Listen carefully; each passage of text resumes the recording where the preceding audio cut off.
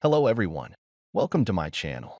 My name is Ari, and today we're going to have some more stories about our toxic life.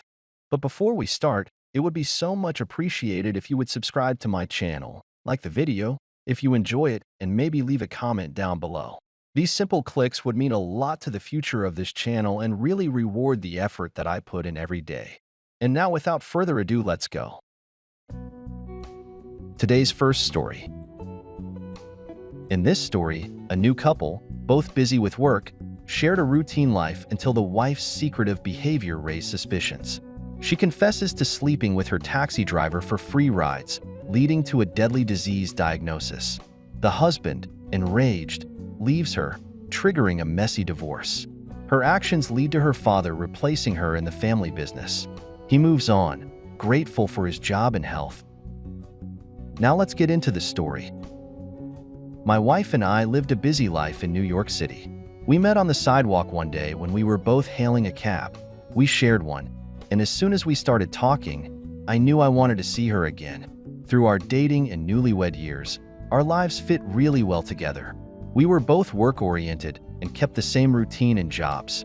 She worked as owner and manager of a laundromat her dad used to run. My wife and I both worked from 9 to 5 o'clock. I felt pretty lucky because I got to work with my best friend every day. He was a lawyer in demand, so he paid me extremely well to operate as his assistant. My wife and I both took taxis to work every day, even though it was expensive. It was way cheaper than paying for 2 cars. She would budget every month and routinely freak out about how much we were spending on cab fare alone. I always assured her we were fine, and we always had enough at the end of the month. It was around January that my wife suddenly stopped worrying about money. She didn't even bother to do the budget. And at first, I was glad she wasn't worried. But then she started coming home a little bit later than me. Not by much, but it was different. So I wondered if she was up to something. Not even 2 weeks later, she came home from work late and extremely anxious. I asked her what was wrong and she swore it was nothing, just a bad day. She got in the shower and went to bed. Her distant and fishy behavior continued for weeks. She kept going to work and staying out. Later, she would stay in the bathroom for long amounts of time, and she didn't look at me the same way anymore. I asked her many times what was wrong. She only said she wasn't feeling good and had a doctor's appointment scheduled. I asked more about it, like what exactly was wrong, but she wouldn't tell me. Days turned into weeks. She looked ashamed, embarrassed, and tired, completely different from her normal self. I asked her every day if she had her doctor's appointment yet, and she kept saying no. She was just buying time because she didn't want to tell me what was going on. After a month of odd behavior and no intimacy, I cornered her to demand answers. She broke down sobbing. I knew it was going to be bad. She told me she started sleeping with her taxi driver for free rides to and from work. I started to freak out, but she said there was more. She went to her doctor with bad symptoms, got tested and found out she contracted a deadly disease. That's when I really freaked out. I asked how she could be so stupid. She just cried and apologized, defending herself by saying she was going through enough karma now with her diagnosis. I told her I couldn't keep living with her, and I'd certainly never sleep with her again. She cried hard, collapsing. I started packing my stuff. After a few minutes, she suggested we just use condoms from now on so we could stay married. I cursed at the thought and told her she needed to seek medical treatment. I reminded her this only happened to her because she cheated on me for free taxi rides. It sounded so stupid when I said it. It was hard to believe this was real.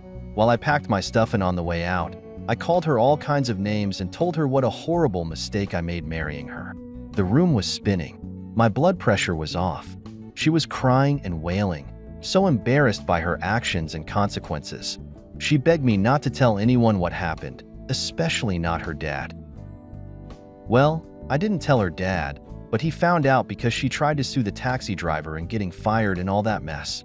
He heard the truth about her diagnosis and the real reason why they had intimate, because she wanted free taxi rides. He made the decision to hire someone more responsible and healthy to operate the cleaners. The last time I saw her was when she asked me to take her to the hospice clinic. I dropped her off and never went back. It wasn't until I got moved into my new place that the divorce became final. Thankfully, I I still have my wonderful job and good health after this whole ordeal. I try not to think about what would have happened if she tried to seduce me before I knew the truth. Today's second story. In this story, a young couple's marriage crumbles when the husband discovers his wife's infidelity with a neighbor. Seeking revenge, he exposes her betrayal during her birthday party, leading to their divorce. The wife's support network abandons her, leaving her isolated. He moves on with a new girlfriend, while the wife faces the consequences of her actions alone, reflecting on her mistakes. Now let's get into the story. My wife, 25 female, and I, 27 male, married young, with my foolish belief that I would only have longer to love her. After just 3 years into our marriage, I knew she wasn't ready for a permanent commitment, contrary to what she said over and over again, which was that she wanted to be with me forever. She'd started messaging strangers with her phone, searching for local events and things that she could go to with or without me. She started living her life side by side with me, but not with me. I wasn't in the metaphorical car, so for that reason, our relationship became distant and more like roommates.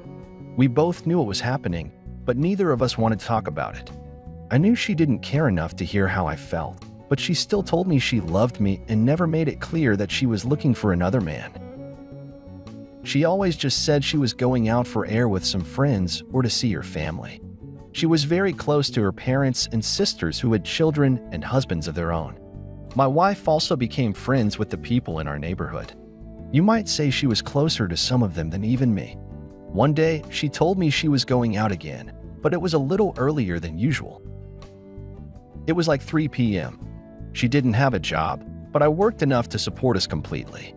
I didn't really consider it as unfair because I enjoyed my work and wanted to provide for my wife. Asked if I could go with her, but she said it was her friend's birthday outing, so I wasn't really invited. I doubted this completely, but it reminded me that her birthday was in a few days. After she left, I opened up the living room curtains and sat on the couch with my laptop to look up birthday ideas for her. That's when I noticed a woman that looked just like my wife entering the neighbor's house. I was so confused, I considered ignoring it, but saner thoughts prevailed. I walked across the street nervously, noticing only the screen door was closed. I hid beside it and only peeked my face around to see what I could see, which was nothing, just an empty living room and silence. I slowly opened the screen door and tipped down the hallway in this neighbor's house. I didn't know the guy. I only saw him a few times, but I knew he was a bachelor about our age. I started to hear moaning coming from the room at the end of the hall. The door was open, so I just stopped and listened. When the moaning grew more intense, my broken heart raced. I knew I had to do something, so I just stuck my phone out and took blind video of the room. I was completely shocked that you could clearly see the neighbor having intimate with my wife. It felt like I floated out of his house and back to mine without much thought. I locked up the house tight. But then I realized my wife had a key and our lives were completely entwined. I couldn't just cut her off without the legalities to back me up. Since her birthday was in a few days and she was extremely close to her family, I planned to put on a show they wouldn't forget. My wife shouldn't be able to continue receiving help and support from people around her after betraying the one person she made vows to. So I made a big deal about her birthday. I sent invites to her family and friends to meet at her favorite restaurant for a party. I had a portable projector that I set up, pretending it would be a video of our most precious moments. With about 40 people besides my wife's attendance, she was on her high course. She couldn't believe what lengths I went to for her birthday. I studied her for any trace of guilt and found none. The video started off with pictures from our wedding, but quickly cut to her getting effed by the neighbor. Everyone gasped and turned their gaze to my wife, who was speechless and terrified. What could she say? It was there for all to see. She started sobbing in an instant, and some people started getting up to leave. She ran to the bathroom crying, so all the guests, her closest friends, and family left on the way out. A few of them, including her parents, told me they were very sorry she did this, and they could not be helping her out if I chose to divorce. It was exactly what I wanted to hear. I felt 1,000 times better now that everyone saw it and knew the pain she caused me. I felt like I could get through anything, including a divorce. She was just an immature girl that wasn't ready to be married, especially not to me, who understood the true value and meaning of marital vows. When she came out of the bathroom, I was the only one there. I handed her divorce papers and told her if I wasn't a stronger man, she would have broken me. She tried begging me at this point, but it was pointless and the last time I would ever hear her whining. After this whole thing, no one wanted to see her. I know because she tried commenting on her friends' posts, asking why they were ignoring her DMs. She posted status updates, asking anyone and everyone for help until she could get back on her feet. Her friends' list started to shrink. One of the comments her friends posted suggested she try to get a job. She was infuriated and made excuses as to why she couldn't get one. Another friend told her, "This is what happens when you betray the man that takes care of you." That was my favorite comment. Shortly after, I posted a selfie at the gym with my new girlfriend. She blocked me. I didn't notice until months later when I tried to get an update on her. Today's third story. In this story, a 29-year-old man grieves deeply after losing his uncle, feeling abandoned by his girlfriend who suggested a break. Later, he discovers she cheated with an old friend. Despite her plea for sympathy after being cheated on, he ends the relationship, realizing the importance of loyalty and support in a partner. He focuses on self-improvement and seeks a committed relationship built on mutual care and understanding. Now let's get into the story. I, 29 male, was dating my girlfriend, 25 female, at the time of my uncle's passing. He was like a father figure to me, so this loss hit me hard. I didn't have my father growing up, but his brother stepped in to be the example that I needed. When he died, I was stuck with this terrible feeling, like he didn't get to teach me everything I needed to know. I felt lost. It was hard for me to function, and I knew I wasn't there for my girlfriend like I normally was. We used to go out often and make each other laugh, but neither of those things were happening. She wasn't afraid to share her disappointment in my behavior. She said I wasn't amounting to the man she needed to have by her side. Because of this, she suggested we take a break until I was over it. This was the last thing I wanted. And don't think I didn't realize how heartless my girlfriend was being. It was a red flag central over here, but at this point, I had very little mental capacity to handle any deep, honest conversations. I can hardly formulate thoughts, but I knew I wanted her to be there for me. I wanted her to sleep over and take care of me until I saw hope in the future, but she didn't volunteer. She did the opposite by leaving me. I guess a part of me was too embarrassed to ask her to stay or show any sign of weakness, so I let her go. After my uncle's funeral, she asked if I was better yet. I told her no and started to see how selfish and inconsiderate this girl was. A few weeks later, I hadn't heard much from her, but I assumed she was still my girlfriend. I wanted to ask her out on a date, but I was still really sad, and I knew she'd be able to sense it on me out of the blue. My friend from high school called me up. It had been years since I heard from her personally, but we were friends online. She got to the point right away and told me she just saw my girlfriend at a club with another guy. She named him, and I knew who he was. My girlfriend and he were very close in high school but stopped talking after we got together.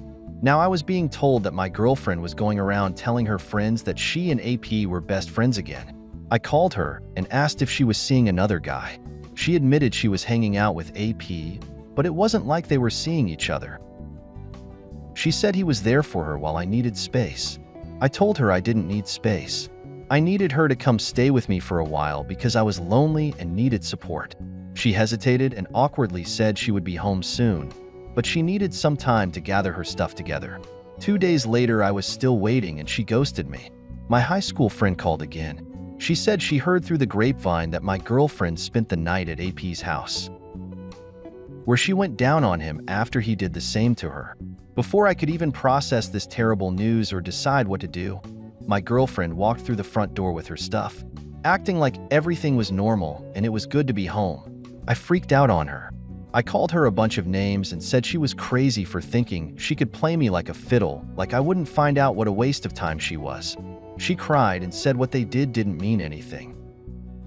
She just needed that relief and love from someone. I said I did too, but it wouldn't be for her ever again. I said I hated her for betraying me when I needed her most. She left dramatically defending herself by saying she couldn't have known I was going to become so pathetic when my uncle died. Then she told me to grow up as she drove away. I really hated her by this point. She said and did things she'd never be able to take back. She goes a hopping 2 months before calling me. I prevent elating and crying, trying to make me feel pity and concern for her. I asked her why she was calling me, so she calmed down a little and said she just walked in on AP cheating on her with one of her friends. She bawled her eyes out as she told me I was right all along, that she should have been there for me when my uncle passed. She said she couldn't have possibly understood what I was going through because until now she never experienced heartbreak. I said I was glad she got to experience heartbreak and asked her not to call me again. She yelled as I hung up and blocked her number. I've been doing great on my own since she called me. I had a rebound reunion with my old friend from high school and worked overtime for weeks to buy myself a dog. Thanks to this unpleasant experience, I know that I need a spouse who cares enough to stay by my side through it all, especially the hard times. Life isn't always peachy, so I might not try as hard to butter things up or sugarcoat it. I'll remain loyal and choose to love her. All I ask is that she does the same.